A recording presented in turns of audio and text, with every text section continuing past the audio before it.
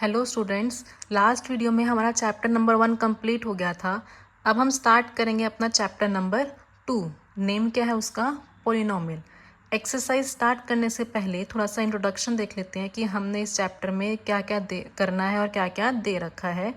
And one more thing, morning में मैंने एक शॉर्ट सा प्लॉट की थी जिसमें आपको एक एक्स्ट्रा क्वेश्चन करवाया था चैप्टर नंबर 1 का, और वो इम्पॉर्टेंट क्वेश्चन है अगर आप एग्ज़ाम पॉइंट ऑफ व्यू से देखेंगे। अगर आपने नहीं देखी है अब तक तो आप प्लीज़ जाके देख लेना। मैंने एक अलग से प्लेलिस्ट बना दिया उसके लिए, एक्स्ट्रा क्वेश्चन के नाम से, extra question chapter 1 class 9th के नेम से। आपको वहाँ पे वो मिल जाएगी। अगर आपने अब तक नहीं देखी तो वो देख लेना। अब स्टार्ट करते हैं अपना चैप्टर नंबर 2 का इंट्रोडक्शन। अब नेम हमारा क्या है? पोलिनोमियल। अब पोलिनोमियल के बारे में पहले हमें पता होना चाहिए कि पोलिनोमियल होता क्या है हमारा। एक अलजेब्राइक एक्सप्रेशन होती है जो किस किस चीज़ों से मिलके बनी होती है? हमारा वेरिएबल से, कांस्टेंट से, और किसकी हेल्प से बनी होती है वो? अर्थमेटिक ऑपरेशंस की हेल्प से। Arithmetic operations means addition, subtraction and multiplication. तो इसकी डेफिनेशन अगर आप लिखना चाहो तो क्या हो जाएगी?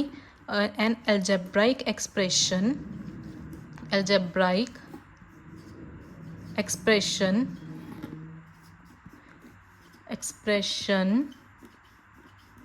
made up of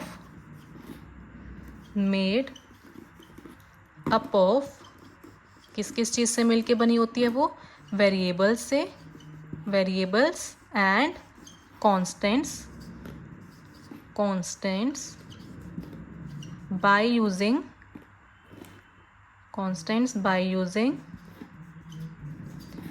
किसकी हेल्प से? हमारे अर्थमेटिक ऑपरेशंस की हेल्प से। By using arithmetic operations. और कौन से ऑपरेशंस होते हैं ये? Like addition, subtraction and multiplication. Addition, subtraction and multiplication. ये होता है आपका पॉलिनोमियल। फॉर एग्जाम्पल क्या होगा इसका? जैसे मैंने कुछ भी ले लिया, 3x² plus 4x plus 3। Again यहाँ पे 3 आ गया। अब यहाँ पे अभी हमने क्या बोला? क्या होता है पॉलिनोमियल? एक एक्सप्रेशन होती है। तो दिस इज एन एक्सप्रेशन। किस किस चीज़ से मिलके बनी है हमारी? एक वेरिएबल एंड कांस्टेंट। वेरिएबल हमारा क्या हो गया? ये x हो गया। यहाँ पे भी एक ये x हो गया। कांस्टेंट हमारा ये हो गया। और क्या यूज़ किया हमने इसके अंदर? अर्थमेटिक ऑपरेशंस यूज़ किए हैं। तो प्लस और प्लस हमारे साइन आ गए यहाँ पे। This is arithmetic operations. तो ये आपकी क्या बन गई? एक पॉलिनोमियल बन गई। अब यहाँ पे वेरिएबल बोला है हमने। वेरिएबल होता क्या है? जो हमने यहाँ पे x यूज़ किया दैट इज वेरिएबल। वेरिएबल हमारा क्या है? एक लेटर होता है जो हम a ले लें, b ले लें, c ले लें, अप टू z तक, मतलब अल्फ़ाबेटिक लेटर्स जो होते हैं उनमें से आप कोई भी लेटर यहाँ पे लिख सकते हो। That will represent variable. ठीक है, ये वेरिएबल्स कुछ भी अननोन वैल्यू ले सकते हैं। तो यहाँ से हमारा पॉलिनोमियल कंप्लीट हुआ। नेक्स्ट चीज़ क्या है? Polynomial in one variable. Next definition करते हैं। क्या है टॉपिक नेक्स्ट? सॉरी, टॉपिक नहीं, आप डेफिनेशन बोल सकते हो। नेक्स्ट क्या बनेगा हमारा? Polynomial in one variable. अभी तक आपने क्या पढ़ा? पॉलिनोमियल। अब उसी के अंदर सब पार्ट बोल सकते हो। क्या बन जाएगा?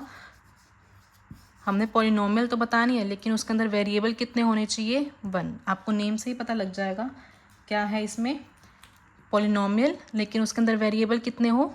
एक से, सिर्फ एक से ज़्यादा ना हो। तो हम क्या बोलेंगे इसको? An algebraic expression.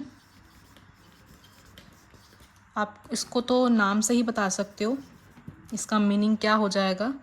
N algebraic expression. कैसी अलजेब्रिक एक्सप्रेशन? जिसमें सिर्फ एक वेरिएबल हो। That consist of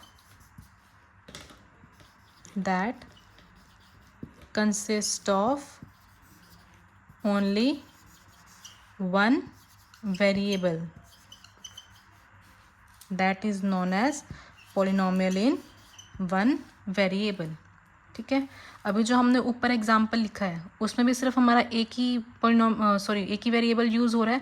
that means कि ये भी हमारा क्या बन जाएगा, पॉलिनोमियल इन वन वेरिएबल। तो ये एग्जाम्पल भी आप यहाँ पे लिख सकते हो या फिर कुछ और भी ले सकते हो। For example 2x + 5, this is also a polynomial in one variable. यहाँ पे अगर मैं एक वेरिएबल से एक्स्ट्रा मतलब 1 या 1 से ज़्यादा लेके चलूँ तो क्या हो सकता है, 4x + 5y + 3, that is also an polynomial, that is also a polynomial. Okay, अब देखते हैं नेक्स्ट टर्म्स। टर्म्स हमारी क्या होती है, ये कोई भी एक सिंगल नंबर बोल सकते हो या फिर एक वेरिएबल बोल सकते हो या फिर उन दोनों की मल्टीप्लिकेशन बोल सकते हो। जैसे कि अगर मैं यहाँ पे बोलूँ 2x, 2 और x, ये हमारा क्या हो गया, सिर्फ वेरिएबल हो गया। ये क्या हुआ, सिर्फ नंबर हो गया। और ये क्या हुआ, इन दोनों का मल्टीप्लिकेशन हो गया। तो हमारे ये होते हैं टर्म्स। अगर पोलिनोमियल दे रखे हैं तो उसमें हमें कैसे पता लगेगा, फॉर एग्ज़ाम्पल 4x + 5z + 6, ये मैंने एक पोलिनोमियल लिखी है। अब आपको पता कैसे लगेगा कि इसमें कितनी टर्म्स हैं। ये जो हमको ऑपरेशंस हमने लिख रखे हैं, ये ऑपरेशंस हेल्प करते हैं टर्म्स को सेपरेट करने के लिए। तो हमारा ये क्या हो गया, ये फर्स्ट टर्म आ गई, फिर ऑपरेशन आया दैट मीन्स सेकंड टर्म शुरू हो गई, फिर ऑपरेशन आ गया दैट मीन्स थर्ड टर्म शुरू हो गई। तो यहाँ पे कितनी टर्म्स हैं, 3 टर्म्स हैं। एक और एग्जांपल लेते हैं, जैसे 2x + 5। अब यहाँ पे अगेन एडिशन है और एडिशन से पहले एक लिखा हुआ और एडिशन के बाद एक लिखा हुआ, that means this is your first term and this is your second term. यहाँ पे एडिशन इन दो नंबर्स को क्या कर रहा है, सेपरेट कर रहा है। तो यहाँ पे कितनी टर्म्स हो गई हमारी, 2 टर्म्स हो गई। तो ये होता है हमारा टर्म्स। जो भी ऑपरेशन है प्लस या माइनस, एडिशन एंड सब्ट्रैक्शन क्या करता है, टर्म्स को सेपरेट करने में हेल्प करता है। तो वहाँ से हमें पता लगेगा कि इस पॉलिनोमियल में कितनी टर्म्स दे रखी हैं। इसकी अब डेफिनेशन देख लेते हैं। डेफिनेशन हम क्या लिखेंगे इसमें, टर्म्स इज आइदर, टर्म्स जो भी हमने बोला है उसको वैसे ही लिखेंगे। टर्म्स क्या होती है हमारी, इज आइदर, अभी क्या बोला था, सिंगल नंबर हमारा होता है। Term is either a single number, single number और अ वेरिएबल, या तो वो क्या होगा, एक वेरिएबल होगा या फिर क्या होगा, और प्रोडक्ट होगा किस किस का, number and variable, product of number and variable and it is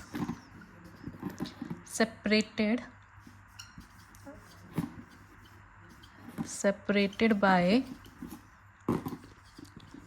operations। कौन से ऑपरेशंस, लाइक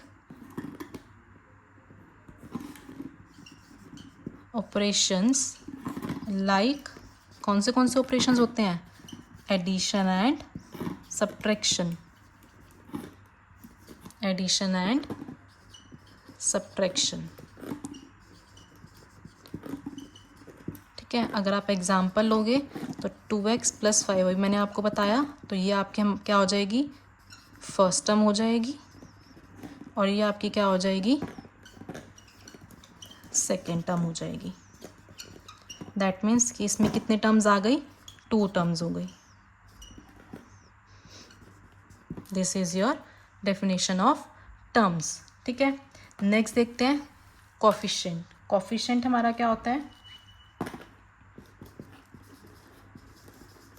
कोफिशिएंट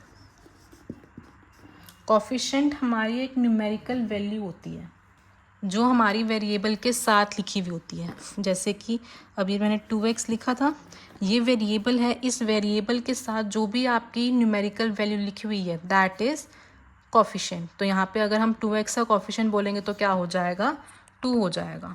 ठीक है, ऐसे ही अगर मैं एक और एग्जांपल लूँ, 5y + 3 5y + 3। अब हम यहाँ पे क्या करना है, y का कोफिशिएंट बताना है।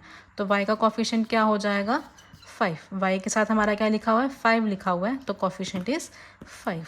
अब इसकी डेफिनेशन देख लेते हैं क्या बनेगी।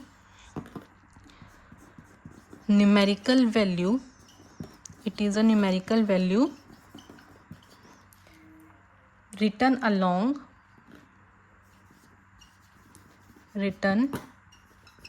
along with the variable। किसके साथ लिखी हुई है, वेरिएबल के साथ जो हमारी वैल्यू लिखी हुई है वो क्या हो जाएगी, हमारी कोफिशिएंट बन जाएगा। अगर मैं एग्जांपल लिखूं